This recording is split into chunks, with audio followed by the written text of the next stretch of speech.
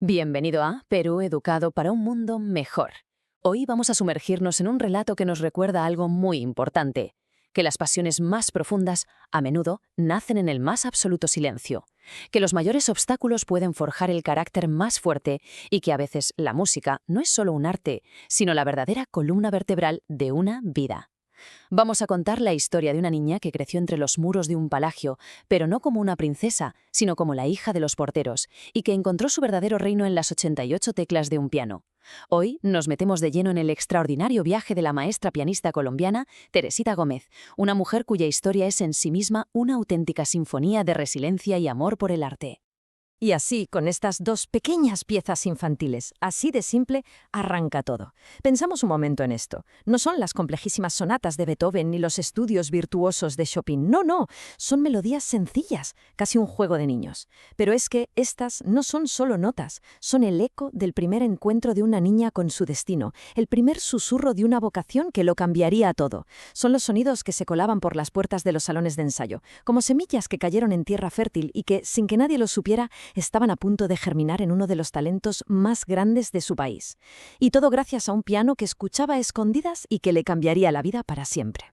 Bueno, pues vamos a meternos en esta primera parte, la música secreta. A ver, la infancia de Teresita no fue nada común. No creció en una casa normal, sino entre los muros del imponente Palacio de Bellas Artes de Medellín, nada menos que el epicentro de la cultura. ¿Por qué? Pues porque sus padres adoptivos eran los porteros.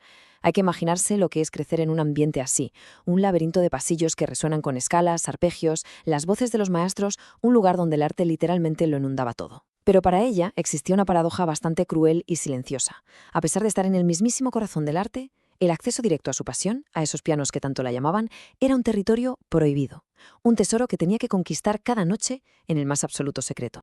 Es una pregunta fascinante, ¿verdad? ¿Cómo pueden hacer una pasión así, en secreto? Porque no estamos hablando solo de aprender a tocar un instrumento, ¿no?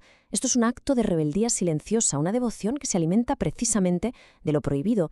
Imaginemos la escena con detalle. Una niña muy pequeña, escondida, escuchando a través de las puertas las clases de música de otros niños, niños privilegiados. Ella no podía participar, solo podía absorber cada lección desde la distancia, como una esponja, memorizando cada nota, cada corrección del profesor. Y luego la espera paciente, casi tortuosa, a que cayera la noche, a que el último empleado se fuera para poder, por fin, deslizar sus dedos sobre las teclas. O sea, no era solo curiosidad, era una necesidad vital, un amor que desafiaba las reglas, el miedo y la posibilidad constante de que la descubrieran. Su rutina era como un ritual, sagrado y peligroso a partes iguales. Primero, la espera. El silencio que caía sobre el palacio era la señal. Luego, el recorrido, acompañando a su padre mientras cerraba las enormes puertas de los salones, con el sonido de las llaves resonando en el vacío. Y ahí, en la penumbra, llegaba el momento mágico. Sentarse frente a los grandes pianos de cola y tocar de oído, con una precisión asombrosa, todo lo que había memorizado durante el día. Su madre, nos cuenta, vivía con el corazón en un puño, aterrada de que descubrieran a su padre y perdiera su trabajo. Pero claro, la llamada de la música era demasiado fuerte. Y entonces, como era inevitable, un día la descubrieron. Unas maestras escucharon la música, pensaron que era un disco y la encontraron. Pero ese no fue el final, para nada. Fue el punto de inflexión que lo iba a cambiar absolutamente todo. Que la descubrieran no fue como en un cuento de hadas con un final feliz inmediato. En realidad, fue el comienzo de un tipo de desafío completamente nuevo. Su talento prodigioso ya no era un secreto, pero ahora tenía que enfrentarse al mundo real, un mundo lleno de prejuicios sociales y raciales. Su camino para desarrollar ese don iba a estar marcado por una presión inmensa y por la necesidad de demostrar, una y otra vez, que su lugar en ese mundo de la música clásica no era un regalo, sino un derecho que se había ganado a pulso. Este número lo era todo, un 5.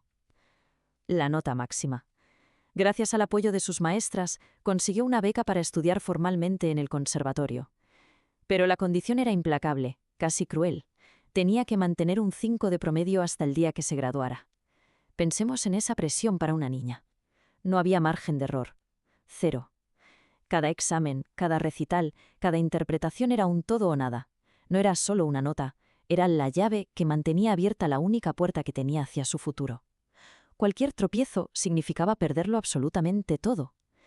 Esta exigencia no solo forjó su técnica, sino que también le dio un carácter de acero. Y aquí está la clave de su supervivencia. En medio de toda esa presión académica, de las miradas de reojo, de las dificultades económicas, la música fue mucho más que su arte. fue su refugio, su ancla. Como ella misma dice, fue su columna vertebral. Pensemos en esa metáfora. Una columna vertebral nos da estructura, nos sostiene, nos permite mantenernos erguidos. Pues para ella, la armonía musical le enseñó a buscar el equilibrio en la vida. El ritmo le enseñó la disciplina. Y la melodía le enseñó que incluso en medio del caos, siempre se puede encontrar una línea de belleza que seguir. La música, en definitiva, le enseñó a vivir. Y ahora avanzamos un poco más, hacia una comprensión más profunda de su arte. Con los años, Teresita no solo desarrolló una técnica impecable, construyó toda una filosofía sobre lo que significa la música.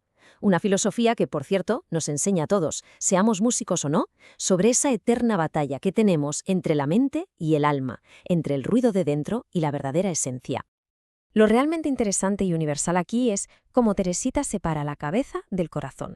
Ella llama a la mente la loca de la casa, una expresión que toma prestada de Santa Teresa de Jesús, y a que es una descripción perfecta de esa voz interior que a veces nos sabotea, esa voz que nos juzga constantemente, que nos llena de nervios, que siembra dudas y nos grita «no puedes, no eres suficiente», es el ruido que nos paraliza. Para Teresita la técnica puede venir de la cabeza, pero el verdadero mensaje, la música auténtica, solo puede nacer del corazón, de un estado de serenidad, de entrega total al momento y de una conexión profunda con la pieza y con quien la escucha. Para ella, ningún compositor encarna esta conexión con lo esencial como Bach. No lo ves solo como un músico, sino casi como una fuerza espiritual, como el pulso del universo. Lo describe como algo mántrico y matemático, una estructura perfecta que puede ordenar el caos que llevamos dentro. Y su conexión es tan profunda y real que, tras una operación delicadísima en sus manos y sin dinero para pagar una terapia de rehabilitación, fue la música de Bach, interpretada por ella misma, la que usó para sanarse, recuperando la movilidad nota a nota. La música como su propia medicina. Increíble. Esta frase resume a la perfección su visión. La música como el lenguaje definitivo. Es a lo que recurrimos cuando la alegría es tan grande o el dolor es tan profundo que el lenguaje de todos los días se nos queda corto, se vuelve insuficiente. Es la comunicación en su estado más puro, un puente directo de emoción a emoción que no necesita traducción. Cuando las palabras ya no pueden explicar el misterio de la existencia, el arte, y en especial la música, toma el relevo. Pero su viaje no fue solo interior. Teresita entendió que para ser un artista universal, primero tenía que ser un artista profundamente local. Se convirtió en una figura clave en la reivindicación de la identidad musical de su país, de Colombia, luchando por darle a la música de sus raíces el lugar que merecían los escenarios más prestigiosos, un lugar que históricamente se le había negado. A ver, fijémonos en esta cronología, porque de verdad que es muy reveladora. En los años 50, en los conservatorios de Colombia, existía un prejuicio enorme. La música seria era la europea. Tocar ritmos folclóricos colombianos como los bambucos y los pasillos, una música llena de la melancolía de los Andes y de ritmos que te invitan a bailar, estaba literalmente prohibido. Se consideraba música menor. Hubo maestros como el gran Oriol Rangel que llegaron a renunciar a sus títulos en señal de protesta. Pues fue Teresita quien, con su prestigio ya ganado, rompió esa barrera. Fue la primera en llevar estos ritmos, su música, al escenario del Teatro Colón de Bogotá, dándoles por fin la dignidad y el lugar que siempre habían merecido. Y aquí está el núcleo de su argumento, que es una lección para cualquier creador, para cualquier artista. Para ella, la autenticidad artística nace de las raíces. Si un músico no conecta, no siente y no entiende su propia cultura, su propia música, cualquier otra interpretación, por muy perfecta que sea en la técnica, va a carecer de alma, será mecánica, un ejercicio de digitación sin verdad alguna. Para poder interpretar con honestidad el alma de Chopin, primero hay que entender y amar el alma de un pasillo colombiano. La raíz no te limita, al contrario, te da la fuerza para llegar mucho más alto. Y esta comparación, ilustra de una forma brillante su evolución personal, que es quizá la más profunda de todas. Es un viaje del ego al alma. De joven, como muchos artistas, y en realidad como muchas personas, su motivación era buscar la aprobación. Tocaba para ser querida, para validar su existencia a través del aplauso, para demostrar que merecía estar ahí. Con la madurez, esa necesidad se transformó por completo en generosidad. Su motivación ya no es recibir, sino dar. Como ella misma dice, ahora su pensamiento es «toco porque quiero a la gente». Es un acto de amor, un regalo que comparte con el mundo. Y así llegamos a la sección final, donde podemos destilar las grandes lecciones que nos deja la vida de Teresita Gómez.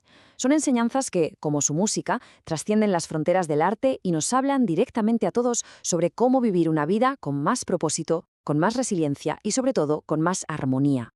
Al final, el punto crucial es este. Su vida entera es una clase magistral. Nos enseña que una pasión auténtica, esa que nace en secreto, puede ser un motor imparable contra cualquier adversidad. Nos demuestra que la resiliencia no es solo aguantar, sino transformar los obstáculos en escalones para subir. Nos recuerda que nuestra identidad, nuestras raíces, no son un ancla, sino la fuente de nuestra voz más única y verdadera. Y sobre todo, que el arte en su máxima expresión es un acto de conexión que tiene que nacer del corazón, dejando el ego a un lado para poder entregar algo puro a los demás. Y con todo esto en mente, la historia de Teresita nos deja una pregunta en el aire, una reflexión para cada persona que nos está escuchando. No hace falta ser pianista para entenderla, para nada. La pregunta es, ¿cuál es esa pasión, esa música personal que da sentido, estructura y armonía a la propia vida? ¿Cuál es esa voz que, si la escuchamos de verdad, nos enseña a vivir? Muchísimas gracias por habernos acompañado en este recorrido por una vida hecha música. La historia de Teresita Gómez es un recordatorio poderoso de que la educación, la perseverancia y la pasión pueden en efecto crear un mundo mejor. Nota a nota, persona a persona. Nos vemos de nuevo en otro episodio de Perú Educado para un Mundo Mejor. Haz clic y comparte.